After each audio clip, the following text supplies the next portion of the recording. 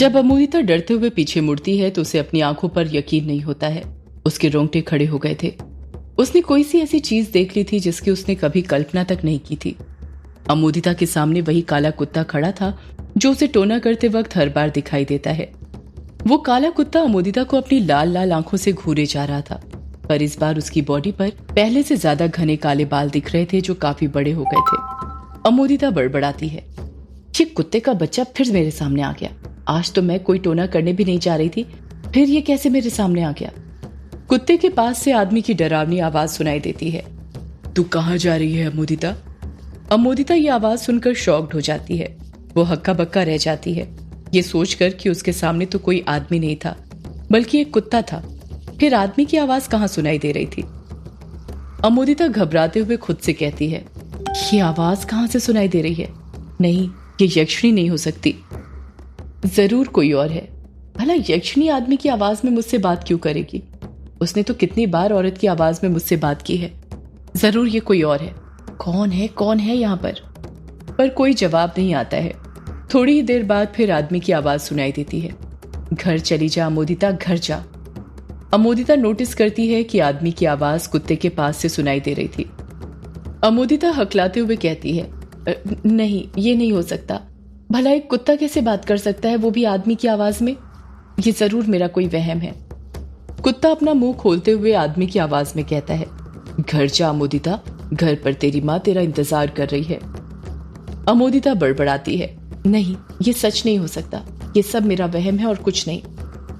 इतना कहकर अमोदिता अपने आप को चिमटी नोचती है, पर कुछ नहीं बदलता है। उसके सामने अभी भी वो कुत्ता खड़ा हुआ था।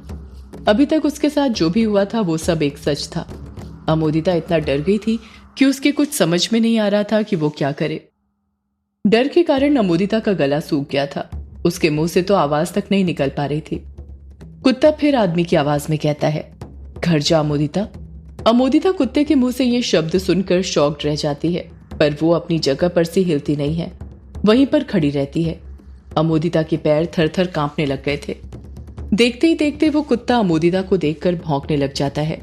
अमोदिता को अपने नुकीले दांत दिखाने लग जाता है जो किसी खंजर की तरह पैने थे।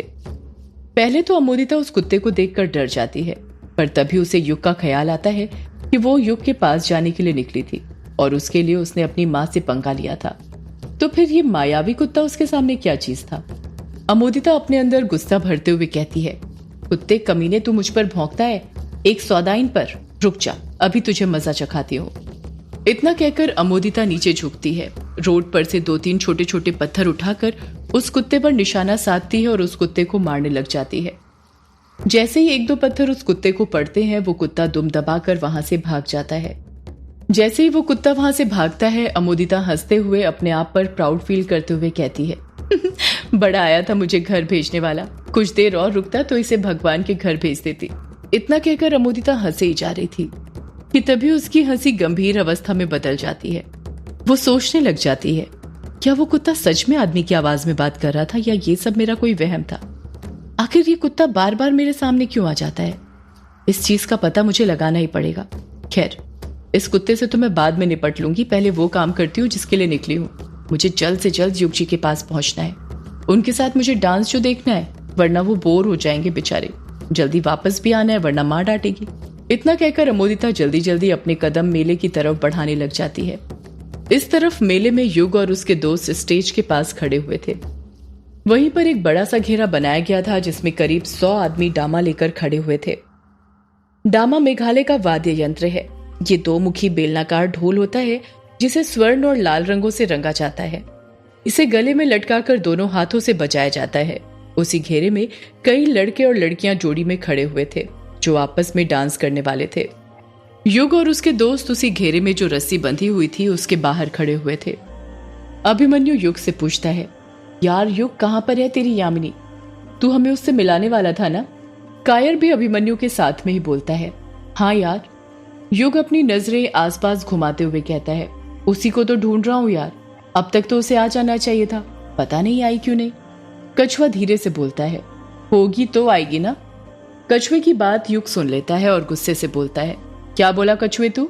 कछुआ जानता था युग यामिनी को लेकर बहुत सीरियस है। यदि उसने यामिनी को लेकर कुछ भी बोला तो युग उसे छोड़ेगा नहीं। ये ऐसा था जैसे शेर के मुंह में हाथ डालना। इसीलिए वो बात को बदलते हुए कहता है, मैंने कहा होगी वो यहीं पर, इतनी भीड़ है ना शायद इसलिए दिख नहीं रही है। युग कछुए की बात में हामी भरते हुए कहता है, पहली बार तू कुछ सही बोला है कछुए। कायर बिलखते हुए कहता है, यार तुझे यामिनी से पहले ही बात कर लेनी चाहिए थी ना, उसे बता देना चाहिए था कहां पर मिलना है। अभिमन्यु बीच में बोल पड़ता है, अरे युग टाइम वेस्ट क्यों कर रहा है, जल्दी यामिनी को फोन करना वरना डांस शुरू हो जाएगा। कल मिला था तब तो उसका नंबर ले ही लिया होगा ना तूने। युग उदासी के साथ जवाब देता है, उसके पास मोबाइल होता तो नंबर लेता ना, उसके पास मोबाइल ही नहीं है तो नंबर कैसे लेता उसका। इस बात का कोई कुछ रिएक्शन देता उससे पहले ही वहां पर बिंदु आ जाती है और कायर पर गुस्सा करते हुए कहती है, कायर तुम यहाँ पर हो और मैं तुम्हें हर जगह ढूंढ रही हूँ मेले में, तुम मेरा फोन क्यों नहीं उठा रहे हो, कब से तुम्हें फोन लगा रही हो। कायर अपनी जेब में से अपना मोबाइल निकालता है और स्क्रीन को देखते हुए कहता है, अरे बिंदु सॉरी, वो यहाँ पर इतना शोर हो रहा है ना कि रिंग बजने की आवाज ही नहीं सुनाई दी। बिंदु गुस्सा करते हुए कहती है, अब यहीं पर खड़े रहोगे या डांस करने भी चलोगे, तुम्हारा मेरे साथ डांस करने का मन नहीं है क्या। कायर बौखलाहट के साथ कहता है, अरे बिंदु ये तुम कैसी बात कर रही हो, इस दिन का तुम्हें कब से इंतजार कर रहा था। कायर के कहते ही ढोल बजने शुरू हो जाते हैं। यामिनी के ना आने से युग का चेहरा पूरी तरह उतर चुका था।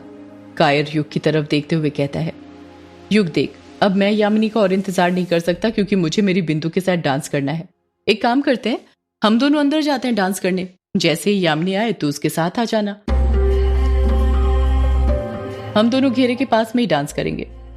बिंदु कायर को बीच में टोकते हुए कहती है, अरे कायर ये तुम कैसी बातें कर रहे हो, मुझे तुमसे ऐसी उम्मीद नहीं थी कि तुम अपने दोस्त को इस तरह अकेला छोड़ दोगे।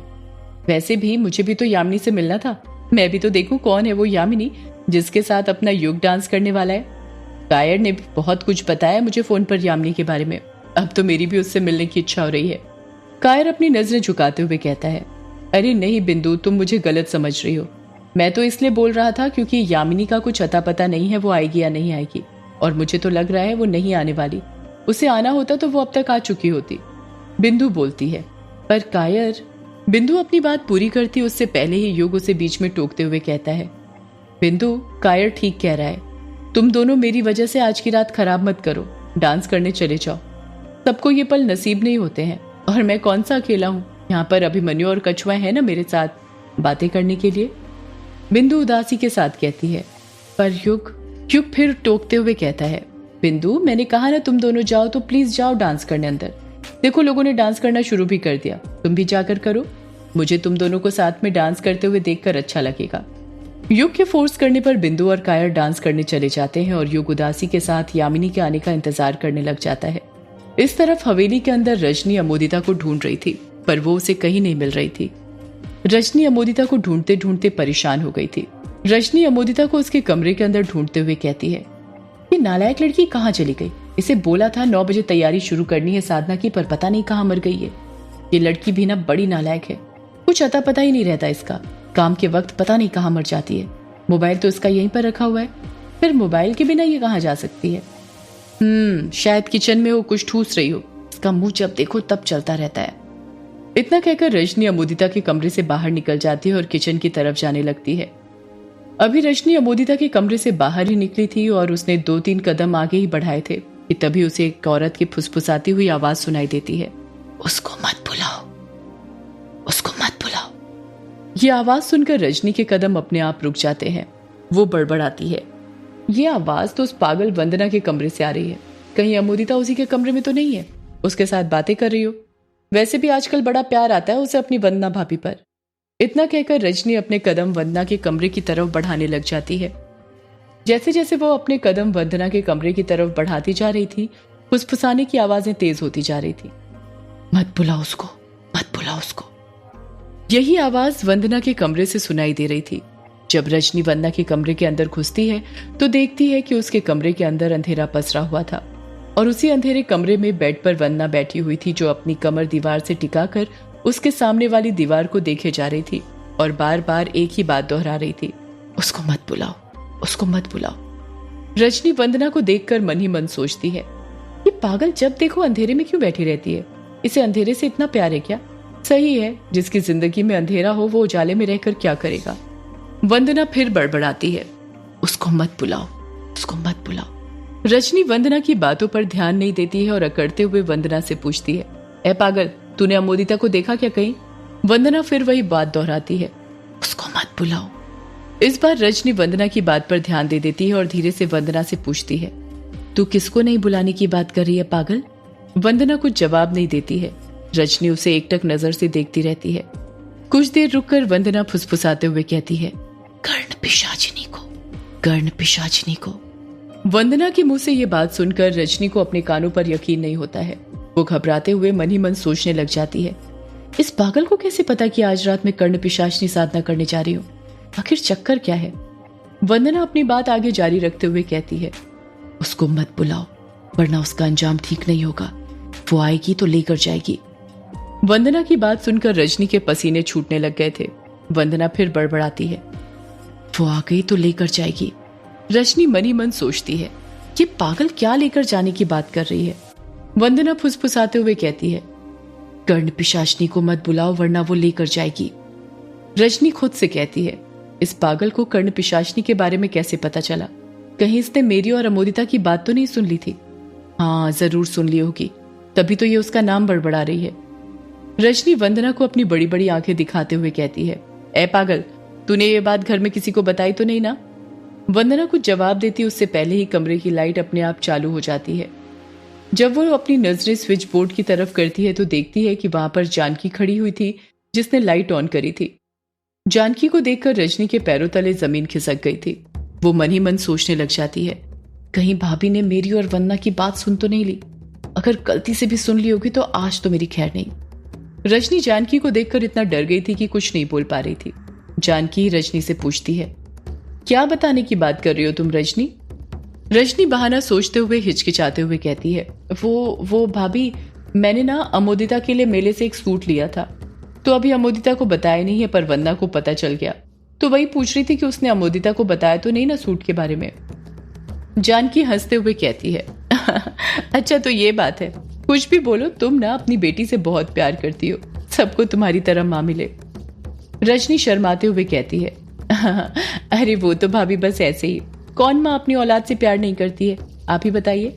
वैसे मैं अमोदिता को ढूंढ रही थी, आपने उसे देखा क्या? जानकी कुछ याद करते हुए कहती है, अरे अमोदिता, हाँ दिखी थी ना मुझे, वो तो मेले गई है ना, तुम्हें बताकर नहीं गई क्या? रजनी गुस्से से मन ही मन सोचती है, ये अमोदिता की बच्ची मेरे मना करने के बावजूद मेले चली गई, इसके ना बहुत पंख निकल गए हैं, सारे पंख काटने पड़ेंगे।